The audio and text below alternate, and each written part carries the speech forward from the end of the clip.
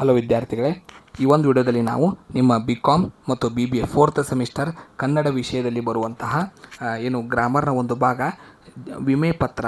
So ಬ್ಯಾಂಕಿನ ಪತ್ರ ಬೇರೆ, ವಿಮೆಗೆ ಇರುವಂಥ ಪತ್ರ ಬೇರೆ, ಪತ್ರ ವ್ಯವಹಾರ ಬೇರೆ, ವ್ಯವಹಾರ ಪತ್ರನೇ ಬೇರೆ. ಸೊ ವಿಮೆಗೆ ಬರುವಂತಹ ಪತ್ರವನ್ನು ಯಾವ ರೀತಿ ಬರೀಬೇಕು ಅನ್ನೋದನ್ನು ಒಂದು ಉದಾಹರಣೆ ಸಮೇತ ಈ ವಿಡಿಯೋದಲ್ಲಿ ನೋಡೋಣ.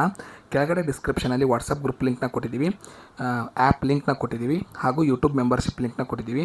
ಸೊ ತರಗತಿಗಳನ್ನ ಜಾಯ್ನ್ ಆಗಿ ನಿಮ್ಮ ಉಳಿದ ಎಲ್ಲ ವಿಷಯಗಳಿಗೆ ಶಾರ್ಟ್ಕಟ್ ಓದೋ ವಿಧಾನ, ಎಕ್ಸಾಮ್ಗೆ ಸಂಬಂಧಪಟ್ಟಂತೆ ಇಂಪಾರ್ಟೆಂಟ್ ಕ್ವೆಶನ್ಸು ಯಾವ ರೀತಿ ಶಾರ್ಟ್ಕಟಾಗಿ ನೀವು ಓದ್ಬೋದು ಎಲ್ಲವನ್ನು ನಾವು ಆ ವಿಡಿಯೋಗಳಲ್ಲಿ ತಿಳಿಸ್ತೇವೆ. ಸೊ ಹಾಗೂ PDF ನೋಟ್ಸ್ಗಳು ಕೂಡ ನಿಮಗೆ ಸಿಗುತ್ತೆ. ಸೊ ಈಗ ನಾವು ನೋಡ್ತಾ ಇರೋದು ಜೀವ ವಿಮಾ ಪತ್ರ. ಸೊ ವಿಮೆ ಪತ್ರದಲ್ಲಿ ಬೇರೆ ಬೇರೆ ವಿಧಾನಗಳಿವೆ. ಕೇಳೋದು ನಿಮಗೆ ಜೀವ ವಿಮಾ ಪತ್ರವನ್ನೇ ಕೇಳ್ತಾನೆ.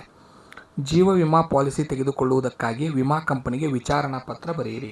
ಅಂದರೆ ನೀವೊಂದು ಇನ್ಶೂರೆನ್ಸ್ ಮಾಡಿಸ್ಬೇಕಂತ ಡಿಸೈಡ್ ಮಾಡಿರಿ, ಅದಕ್ಕಾಗಿ ಅದರ ಬಗ್ಗೆ ಏನು ಮಾಹಿತಿ ಬೇಕು ನಿಮಗೆ ಅನ್ನೋದನ್ನು ಕೇಳಿ ಪತ್ರವನ್ನು ಬರಿತಾ ಇದ್ದೀರಿ. ಮೊದಲು ನಿಮ್ಮ ಅಡ್ರೆಸ್ ಹಾಕಬೇಕಾಗುತ್ತೆ. ನಾನು ಇಲ್ಲಿ ಒಂದು ಎಕ್ಸಾಂಪಲ್ ಉದಾಹರಣೆ ಅಡ್ರೆಸ್ ತೊಗೊಂಡಿದ್ದೀನಿ. ಸಂಜೀವ್ R ಅಗರ್ವಾಲ್, ಮುಕ್ಕಾಂ ಕಂಗನಾಳ ತಾಲೂಕು, ಇಂಡಿ, ಜಿಲ್ಲೆ ವಿಜಯಪುರ. ಗೆ ಅಂದರೆ ಟು ಅಡ್ರೆಸ್ ಅಂದರೆ ಇನ್ಶೂರೆನ್ಸ್ ಕಂಪ್ನಿ ಅಡ್ರೆಸ್, ವ್ಯವಸ್ಥಾಪಕರ ಅಡ್ರೆಸ್ ಅಥವಾ ಮ್ಯಾನೇಜರ್ ಅಡ್ರೆಸ್ ಇರಬೇಕು. ಮ್ಯಾನೇಜರ್ ಭಾರತೀಯ ಜೀವ ವಿಮಾ ನಿಗಮ, ಸಿದ್ದೇಶ್ವರ ದೇವಸ್ಥಾನ ರಸ್ತೆ, ವಿಜಯಪುರ. ಮಾನ್ಯರೇ, ವಿಷಯ ಜೀವ ವಿಮಾ ಪಾಲಿಸಿ ಮಾಡಿಸುವ ಕುರಿತು ವಿಚಾರಣೆ. ಪತ್ರದ ಒಡಲು ಮೇಲ್ಕಾಣಿಸಿದ ವಿಷಯಕ್ಕೆ ಸಂಬಂಧಿಸಿದಂತೆ ತಮ್ಮಲ್ಲಿ ಅರಿಕೆ ಮಾಡಿಕೊಳ್ಳುವುದೇನೆಂದರೆ, ನಾನು ದಿನಾಂಕ 1 ಜೂನ್ 2023 ಸ್ಥಳೀಯ ಸರ್ಕಾರಿ ಪ್ರಥಮ ದರ್ಜೆ ಮಹಾವಿದ್ಯಾಲಯದಲ್ಲಿ ಸಹಾಯಕ ಪ್ರಾಧ್ಯಾಪಕನಾಗಿ ಸೇವೆಗೆ ಸೇರಿದ್ದೇನೆ. ಈಗ ನಾನು ನನ್ನ ಸ್ವಂತ ಜೀವದ ಮೇಲೆ ವಿಮೆ ಮಾಡಿಸಲು ಇಚ್ಛಿಸಿದ್ದೇನೆ.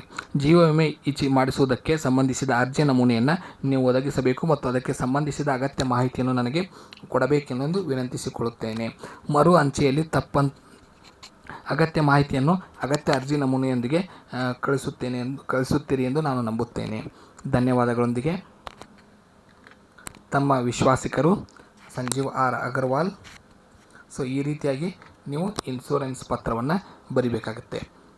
ಸೊ ಇನ್ಶೂರೆನ್ಸ್ಗೆ ಸಂಬಂಧಪಟ್ಟಂತೆ ಇನ್ಶೂರೆನ್ಸ್ ಮಾಡಿಸುವಂಥ ಪತ್ರವನ್ನು ಬರೆಯೋದಕ್ಕೆ ನಿಮಗೆ ಪ್ರಶ್ನೆಯನ್ನು ಕೇಳ್ತಾರೆ. ಧನ್ಯವಾದಗಳು. ಮುಂದಿನ ವಿಡಿಯೋದಲ್ಲಿ ಮತ್ತೊಂದು ಗ್ರಾಮರ್ನೊಂದಿಗೆ ಸಿಗೋಣ.